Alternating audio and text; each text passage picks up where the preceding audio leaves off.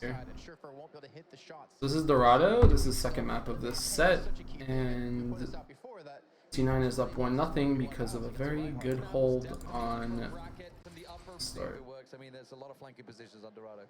Yeah, we seem to be able to flex a little bit, so maybe a junk. C9 just won King's Row, and this is the second. Yeah, I agree. I think we might see that. Well, we're going to see what the players are throwing at us in that next game on Dorado. It is Reunited going up against Complexity in our group. Reinforce got some baby face going on. You see this? Let's see if Reunited can. No, sorry. Rogue and Cloud9 that way around. Let's see if Cloud9 can bring it home, or if they're going to drop a match against the lovely guys from Rogue. And that's all going to happen over at the caster's desk. All right, ladies and gentlemen, we've got map number 2. It's Cloud9 going to be taking on Rogue. And the first map was definitely entertaining. I like the fact that we're going on to Dorado, because this is a map where crazy stuff can happen. Crazy stuff can happen, guys. Let's talk about crazy stuff. Do you think we're going to see anything like that from Rogue? Think we're going to see some crazy stuff? I don't know. Stuff? Alright, prepare your defenses, guys. I'm done listening to that. Tvik and Rogue are on defense here. This makes this, you know what pisses me off? Let's talk about stupid, like, this is annoying to me. Alright, let's just take a second to think about this. We're gonna bust out the highlighter for a second, right? See this right here? See Tvik? Tvik is a blue player. Or no, I'm messed up. I'm dumb. I thought that they were backwards, but they're all, it's because in TF2, red is defense, and blue is offense. Because it makes sense, right? Like, red means stop and blue means go. Since in this game it's opposite, like blue means stop and red means go, and I don't like it. It messes with my brain whenever I do this. But I just wanted to share some frustration. I thought they were backwards in my, I've seen them backwards before. Well, let's see what crazy stuff happens. So we have, yeah, red generally means bad people, but maybe it's backwards in this game. Rogue's running a very, no, you know what it is? Screw it, guys. I figured it out. My brain is messed up. The teams. This is Rogue GG, red, right? This is Tvik, he's blue. Debet is a red player. Debet is on Cloud9, guys. All right, we're right. This is what was wrong. Like, something in my head was wrong with this. Cloud9 is up 1-0, but Tvik is not up 1-0. So, like, how, this is so hard to read. Okay, we're done here, guys. Let's go back to the game and let's analyze this. I knew something was wrong. Tvik is on defense. So I looked over here to see Rogue. Because I see Tvik and then I see Rogue and I'm like, okay, Rogue. But then, Rogue. So this is they're running the exact same comp they ran on defense on King's Row, guys. And they're running the exact same thing that they ran on C9 offense, except they have a Genji instead of a McCree. The reason why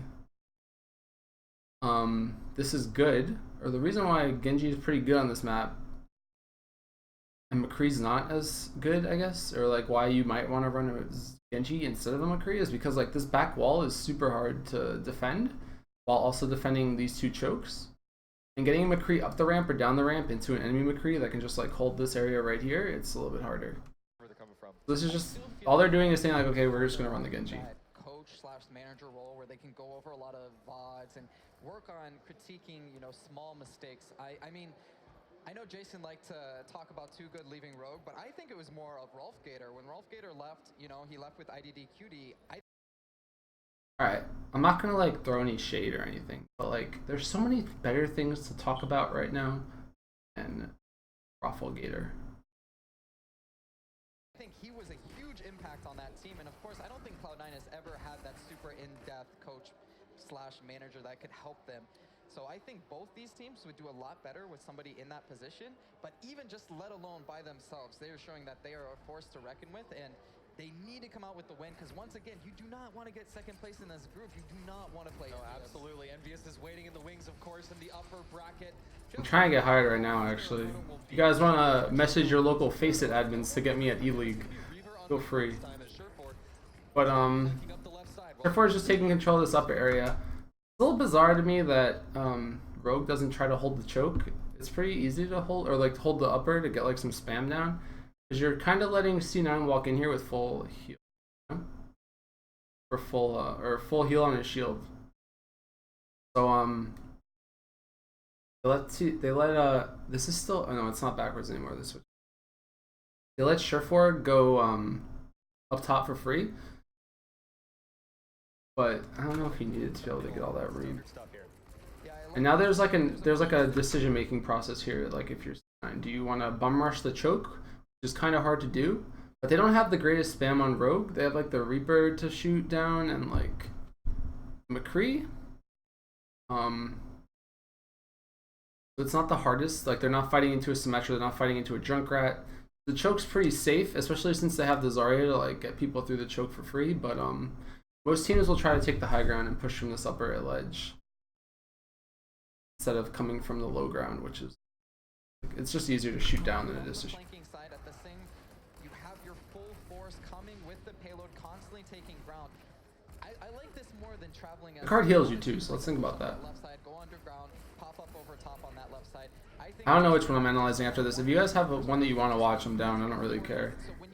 I just wanted to watch this one because I haven't analyzed Koth and I haven't actually seen a Dorado match that ended. And I heard from my chat that this, like, look at Reaver, dude. He's just going in, doesn't care at all. That could have been really bad, or it could have been really good, but it wasn't. But I definitely like the initiative. Like, that was a very good push. The shield from Wins was better than the push. If that shield didn't get off, he would have flashbanged the reinforce, and reinforce probably would have died. But yeah, that was a good play from Wins because he negated the flashbang. But one thing that I think people should note here actually is that Reaver and Surefour kind of switched roles here. They want to run the McCree and the Genji. Generally, you don't run both. You'll run one or the other. They're just opting to do this. Like, personally, I think that you should replace your...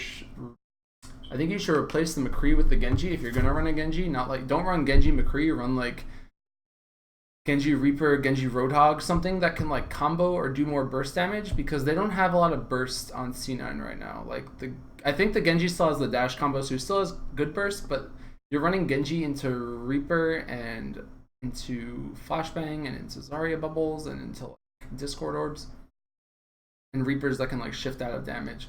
So C9 has like a hard time getting kills with this kind of comp, I think. The thing that they do have is the black hole combo, and they're probably just gonna play around that. That's what you said earlier. If you can take out those key members, if you can take out Reaver, if you can take out Surefour, the team just falls apart. There's no damage, and everybody else is gonna. Yeah, I mean, it's not Reaver's fault if he's missing shots on McCree if he's been playing Reaper the entire tournament. So like, I mean, like you don't really want to switch up the comps that much. Like let Reaver be playing Reaper here, or like Tracer or something that he's better at, or because like he doesn't scrim on McCree that often, you know. But that was a really good defense from Rogue. Like look at their ults now. Like they have so many ults because that push went so poorly for C9, and C9 got 0 kills in that push. If they had gotten 1 pick or 2, it probably would have been okay, but they got 0. So like this is where defense gets really stacked. And as long as they don't like drop all 5 ults or 6 ults at the same time on Rogue, they should be in a position to like hold for a very long time. So the onus is on C9 here to like...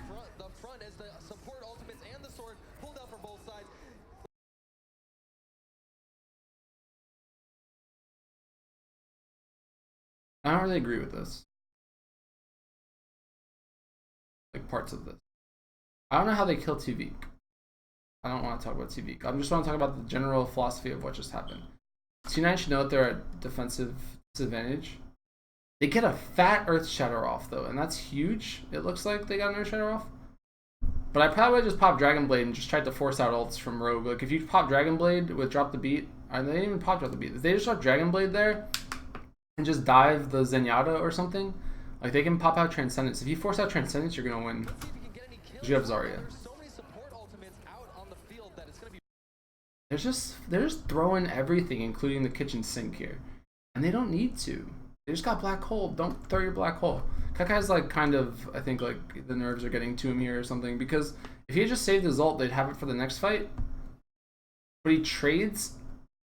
I guess another way to look at it is it's not that bad because he just they just reset the ults. Like everyone has nothing now, and C9 had nothing to begin with. So now C9 literally baited out 6 ults from Rogue.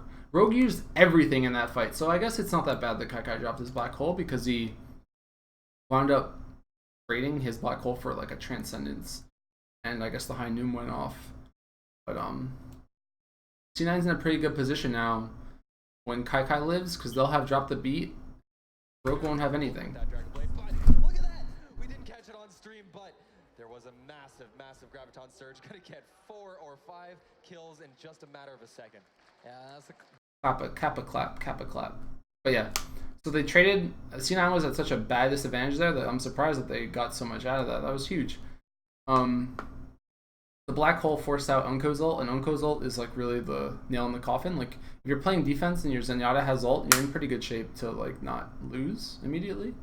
So the fact that Nox also dropped the beat and they popped Unko ult, like remember what I said at the beginning, like as long as Rogue doesn't pop all 6 ults at once in the same fight, like they'll be in good position. But now they did, so they're in a pretty bad position because if Grego just drops the beat and they get in with their team, they should have an easy fight on, because they have so much more damage to have to do on Rogue. But all in all, that's what you want on this. I would expect this next fight to go heavily in C9's favor. 2 minutes, and they still have one very clean team fight, or you know, kind of 2 with staggered. Yeah, looks like Cloud9 actually stumped as Reaver comes from the side. They called him out. Great team coordination. Maybe they heard the footsteps. Not sure what it was, but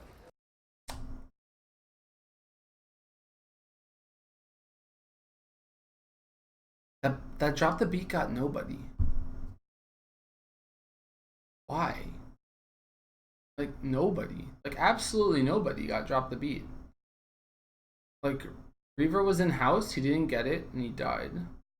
Adam doesn't look like he got it. That's really weird. They should have just deathballed, dropped the beat, and just ran at them, and they would have been fine. But Reaver dies here. Now this is really bad for C9. That was bizarre to me. And Sureforce switching things up now, trying Tracer. By the way, he's one of the best tracers in the world too. By the way, Like we said earlier, he has a very deep character pool. I just don't feel like Reaver's showing up, to be honest. Reaver is a great player, especially on hit scan characters, but so far today, I haven't seen too much of him. He's losing. I don't think that was Grego's fault. I think that was the rest of his team's fault. Like they should have just grouped. Trying to take down the opponent. I don't know why Reaver was in the house there. That was a little mistake. Has the shield up and a big ultimate coming out from Reinforce, gonna knock. Reinforce is ulted, but they didn't capitalize on it. They had no damage and they had no position. Like, I don't think Reinforce needed to ult there. I think that hurt them. Until Tavik is able to get Sureforce, who's been flanking in the wings. So Tavik has won that DPS battle, and this is actually looking scary all of a sudden as Cloud9. They're looking. They've only got 50 seconds, man, and they haven't even made it past the archer. That lack of play there was really bad. I mean, if you can at least push that the first point, you're gonna have a tough time. Dorado is not a super difficult map to attack and at least get that first point, and they're having so much trouble. They got 30 seconds. They're basically gonna. They're just not playing as a team. The good news here, I guess, is that a sticky bomb can win them the fight, but they're gonna have a hard time fighting into Rogue right here, unless someone makes a very big individual play, because they can just drop black hole when they come through the choke, and there's not really a counterplay. They have transcendence, but that's not gonna win them anything. They're gonna have to rely on Debet to hit a big earth shatter here. Will that connect? It looks like it connected with 1 or 2. Why does he? This stuff gets so confusing. Like, you're staring at a black hole with a transcendence in it. Throw your Death Blossom at it. Just wait 5 seconds. And wait for the transcendence to end, and then hit Q. And get all the kills, and just wipe them. This is so... That was so bad from Tavik, actually. Like, in his head, he's thinking stuff like, wow, I'm gonna get all these kills. Like, look at them in that black hole. But, like, you're not gonna get a single fucking kill, because they just pop transcendence. Like, they're still in the middle of a transcendence. Death Blossom does not do that much damage. Like, it's RNG based. If you just, yeah, exactly. If he just sat there and just waited, like, I don't know, a couple seconds, he gets an ult off. Now they're down both DPS on Rogue. Like, Tavik dying there just lost them this point. Because now Sureforce has no one that can kill him. Like, there's no players on Rogue that can kill a Tracer now, because they're both dead. If he had just waited half a second, he probably could have gotten a double kill. Looks like they're gonna get this checkpoint. It looks like it. Very, very close, and that would have been brutal for Cloud9. I mean, if Rogue stopped them at that first point, it's almost for sure going to go to that third map. It's still a very tough time. You only have 3 minutes from this point to the next, and there's so much high ground here. You can already see Rogue. He like got trigger happy there. He didn't need to die. Or he didn't need to pop his Death Blossom. They don't really have a choice. All of their members can't get on that high ground. They gotta just sit in the trenches and hope to not lose and bleed. That was even a bigger deal because they also, since he died by himself, he didn't even need to be by himself, but since he died by himself, they used Unko's Transcendence, and now they just don't have it. So the Cloud9's actually in a really good position here to take this next point, unless Reinforced it's like a fat Earth Shatter. I wouldn't be surprised if we saw Surefour switch on to Genji, but he's actually on McCree now as they're going to drop the sound barrier. I think Reaver was like, get me off McCree, like I'm not a McCree player, because like he was playing McCree the way you play Reaper, where you like just kind of hide and shit. So early too. Surefour does take the kill on Tavik, so potentially an opportunity for them if they're able to take down AK. Sorry. Right now, they could have an opportunity, Hug. Yeah, they could, but why are they feeding so hard here on this cart? They're staggering. If they kill AKM here, they'll be in a really good. I do not understand that choice at all. You have high ground advantage. The payload isn't pushing yet. Why not wait? Why not wait to see if you can get 1 or 2 kills before dropping down? Especially December? Thanks, Wizard. I mean, to me, that was a big error. Yeah, I mean the best teams are. Alright, casters again. Just having no idea. So like, you're holding this upper bridge. I'll go back a second because I want to like watch it from their perspective on that angle. I'll even bust out the thing here. We're back. Oh, this is Death Blossom.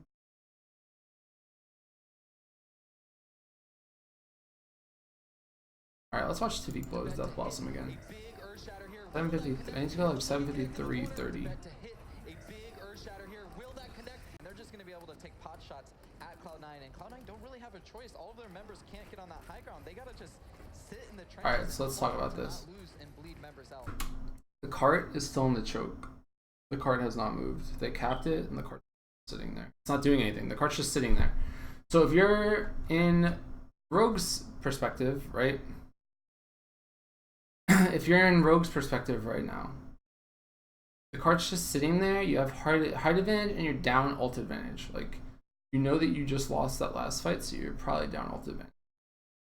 So just take the fight to them and try to build your ults for the next fight, because you don't want to wait until the cart gets too far, because you'll wind up like dying. Yeah, I wouldn't be surprised if we saw Surefour switch on to Genji, but he's actually on McCree. We're just watching this over. I just want to like highlight something. Like, Rogue is going to do a very good job of dying together here. Either you have the high ground advantage. Why would you drop down to fight them so early? These casters are like flaming them, but like it's wrong. So, like AKM, look at them. Look at. Hard to show you. Right now, there is a Zenyatta. There's Unko right here. There's Nox right there, and I think that there is Reinforce over Wind. Right? There's 3. They're all just sitting on top of the cart. As long as AKM stays up here, he's fine. If they all die on the cart, it doesn't matter. It's fine that they die on the cart, you know? Because like, if they die on the cart hasn't moved. Like, the cart is still at the checkpoint. Like, the checkpoint's here. This cart's gone like maybe 5 meters or something. 14 meters, it's gone. That's it. So like, if you all die here, it's fine. It's perfectly fine. Because think of it this way too. If your team wipes here, like fighting on this checkpoint, the cart's gonna get to like probably, I don't know, somewhere like right here on the floor if you're like underneath it. In one push. So like, if you take the fight and pretend that you were like re-holding the checkpoint, like you're trying to re-hold the checkpoint, it doesn't matter. So like, by them taking the fight here, they get their ults up faster. Like, Tavik had like 20%, Unko had nothing, and Grego had dropped the beat. So they just traded like, I don't know, a couple seconds or like a couple of meters on the cart for a Grego ult, and that's it. Like, that's fine. You just reset the support ult advantage, and like support ult advantage is like half the game. So it's really good for them to have done this. And if they can get back to the bridge before Surefour and them and like C9 can get up on top of the bridge, or get the cart somewhere where the bridge isn't relevant, then it's perfect. It's like great. That's like ideal scenario, and everyone's happy. Look at them though. They're all just dying on the cart. They're saying, if you want to kill me, I'm gonna die on this cart, and that's the only way I'm gonna die. The cart still hasn't moved. Alright, so now the cart moves. ACAM's like, I'm getting the hell out of here. Which is 100% the play. And now the casters are flaming them. I don't know why. Reaver's going for a flank. He likes just chilling. But watch. Watch. I'll pause right here. The cart. Let's talk about the cart, because that's all that matters. All that matters is the cart. The cart is still here. Like, the bridge, this like great span of area, which is like the hardest thing to push, especially for C9, because all that they have is the bet to get up here. Like, nobody can get up on this platform except for the monkey. So if they can hold this upper high ground with like all of these heroes, they have the spam advantage because they're spamming down, and they have like the height advantage, and that's just fantastic. Like, great. But as long as the cart doesn't get to this spot right here before all of Rogue come out of spawn, then like you're in a great position for Rogue. So like the casters are flaming them for dying down here, but it doesn't matter. Like, this is all dead space for the cart. Like, if the cart gets here and they lose a fight, the cart's just gonna roll back. So like, as long as the cart doesn't get underneath the bridge, you're in good spot. Like, you're in a really good spot. That's my rant. To me, that was a big error. It was not a big error. And this is exactly why it's not a big error. Because their entire team gets back. Look at them. They all just spawn together. Great, guys. We're here. Like, good job, guys. And then, now what? You still have to get the cart up this entire hill. And they have high ground. What would I just do? They're gonna take that high ground, hold that high ground as long as they can, but here comes a Graviton Surge? Is that what I just heard? Or I didn't see it. Thought I heard something. Yeah, and you can AKM and Unco die immediately. Sure for. I guess he high noon from behind. I don't know where he was, but that was a fat high noon. Sure for once again getting 2 more kills. To Beak on the other side, the challenger from Rogue has been doing a great job. Good charge, reinforce. Good shit, 100. Actually switching to that Winston, very interesting choice. They want to be more mobile. They want to be able Yeah, Surefour flanked from the bridge and got a good high noon off, and they had no scouting on him. But he's still by himself, and now they're staggering deaths. Surefour's dead, and Rogue just respawned the 2 heroes that died. Unco and Reinforce are already back up, and Surefour just died. This is really good if you're a Rogue. Or if you're C9, rather. No, Rogue, if you're Rogue. They're just delaying right now. They're waiting for people to come back. That's a good Earth Shatter. But you see what I mean? Like, for Surefour getting that high noon off is like crazy, and that's like something that you can't really plan for. But he gets it off and he gets 2 kills, which is great. But Rogue's still in a position where they can like hold, you know? Like, they had Drop the Beat, they had Earth Shatter. Reinforce got a really, really nice pin off. If he didn't get that pin off on Reaver, they probably would have lost. So like, the great play from Surefour wound up being countered by like a really great play from Reinforce. And then since Surefour was behind them, like unable to do anything because he's by himself, they don't really want to pop any other ults because they're down 1 DPS, and the second DPS is behind in no man's land. So now that they killed Surefour late, it's like his 2 picks didn't really matter because they didn't capitalize hard enough on them. But this is just great play from AKM, like just shots, his flashbangs. And this is, I mean, you didn't, like, that black hole was pretty bad because they had nothing. Like, there was nothing to capitalize on that black hole. There's no, like, fire, you know? Like, some people, like, I think some teams, like, play this game as if, like, their keyboard's on fire or something, and, like, there's, like, a rush to end. Like, you still have a minute. Like, just die, you know? Just accept the fact that you're in a really bad position and die. Because you can, like, look at the ults right now for Rogue. Like, Rogue had to expend so much to make up for the fact that Surefour got that 2K.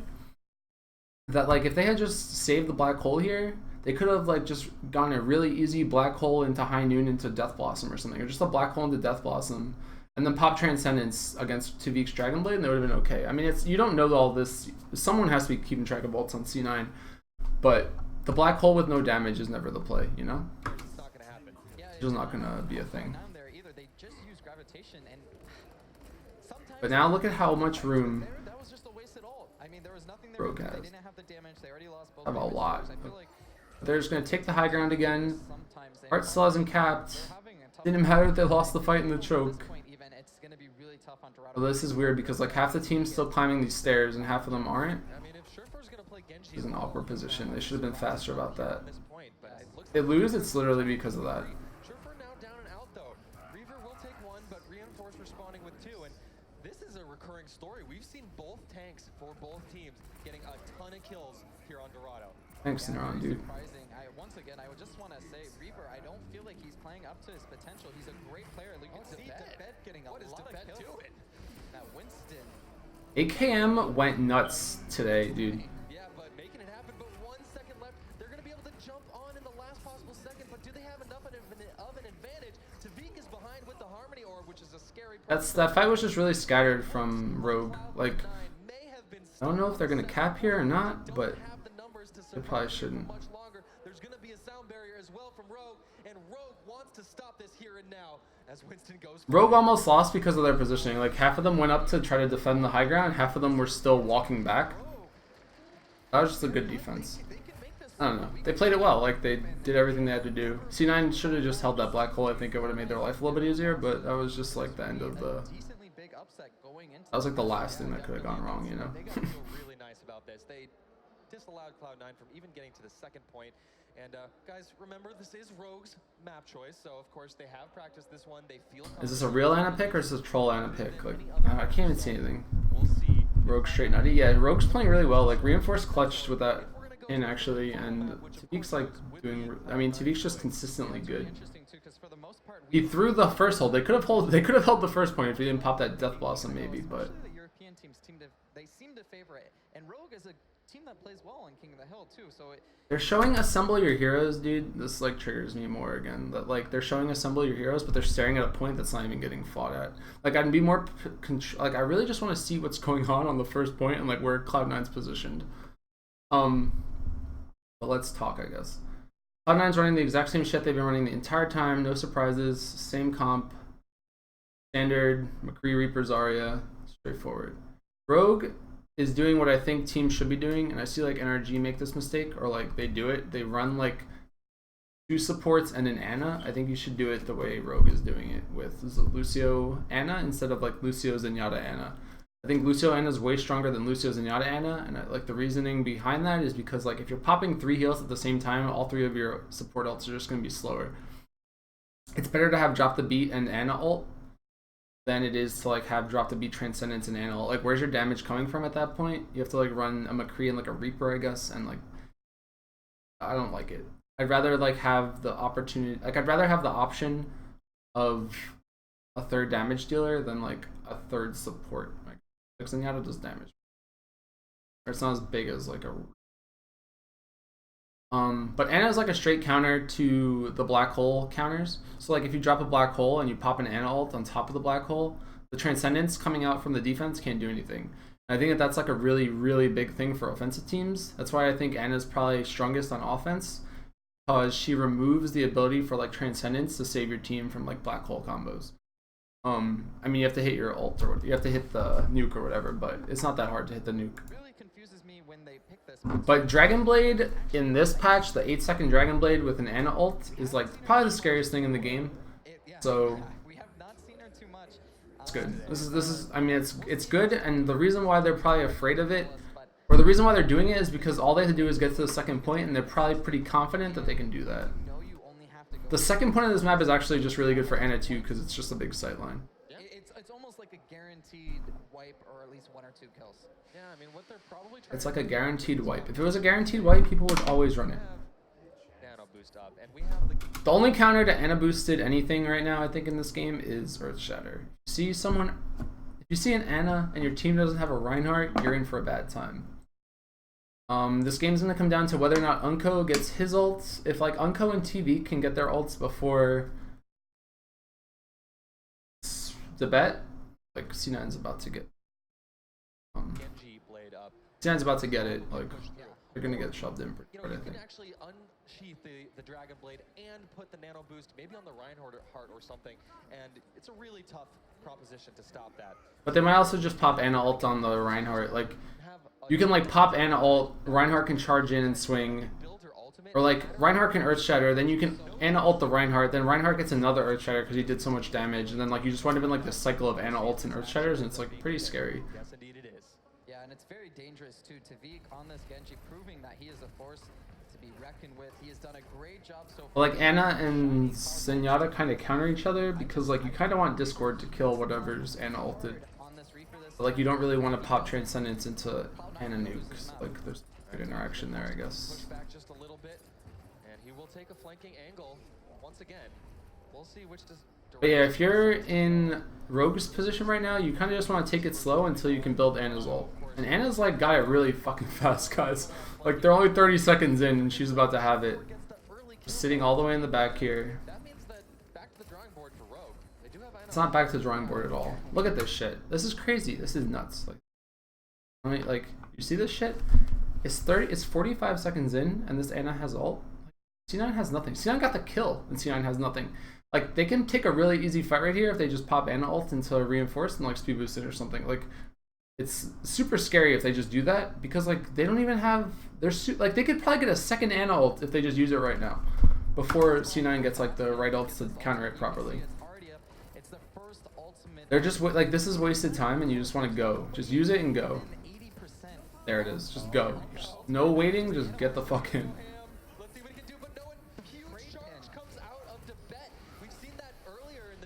But they got their picks and they got room. And they got kills, so like it's great. And there's the Earth Shatter to counter the Dragon Blade. But the spawns are so offense skewed on this map that like every kill is big.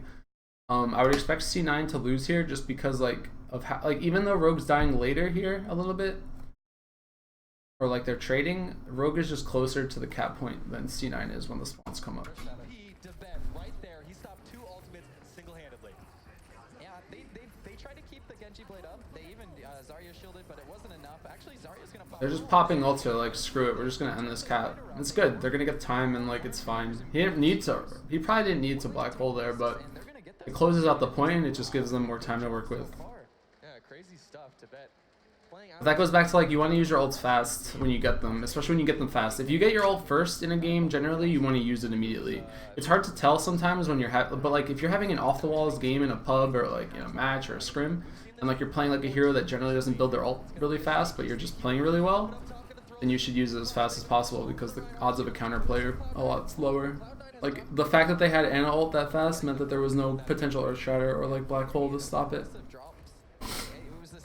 So the faster you use it, the better. Something we don't know is what they're doing because it seems like they worked actually for this first time. I don't know. I feel like if you stay on the high ground, it's always better. Even though they won that fight, they're going to be behind ultimates now, and you can see at the top left, Rogue have 3 ultimates charged. Cloud9 have 0 in their favor right now. If they drop and they fight evenly, they will lose this fight. Oh, Cloud9 cannot engage before that beat drop is gone. It is now dissipated, but sure. C9 kind of made the mistake of not taking the fight earlier. Like you don't want to have to drop here. You want to just kind of poke. I think that they're a little on tilt from losing the last fight. That was a good fight from them. Debet got a really, really good Earth Shatter there, and like I don't know if they are not Earth Shatter. Kai did work there. I think Reinforced got a bad Earth Shatter off, and that's what happened. They lost 2 more members, and actually Reinforced dropped his ultimate. It's like he was the only. But they should just keep holding this high ground and like trying their best to not fall down unless they have to. But they have to use their ults proactively here. In that they should probably like Reinhardt in. Like speed boost the Reinhardt in and try to get an Earth Shatter off because Reinforced doesn't have his at all. It's very hard for Reinforced to build his ult here because he's like playing from the ground. So the only way he's going to do damage is by hitting fire strikes. Yeah, and I think that's the matchup they're looking for, especially the McCree versus Genji. You can see that Debet is doing a great job just shielding for his teammates. He's in a great position. He's going to move forward. As soon as Zenyatta pops that ult, he knows that he's not in any danger of dying. And when it runs out, he has his shield in place. They're doing a great job so far. Time's getting... There's a lot of ults being popped here just in succession. Still have time. They don't need to rush this. They're going to get 2 kills. This could... See, Reaver's playing like this flank style, but it's kind of leaving his team out to dry. Like, he went in from the top, and I guess that's why people were saying like, oh, he's not turning up or whatever. But I think he's just not playing with his team enough. Like, Tavik shouldn't be able to get that much damage out for free. You see Reaver's like in no man's land now, staggering his death.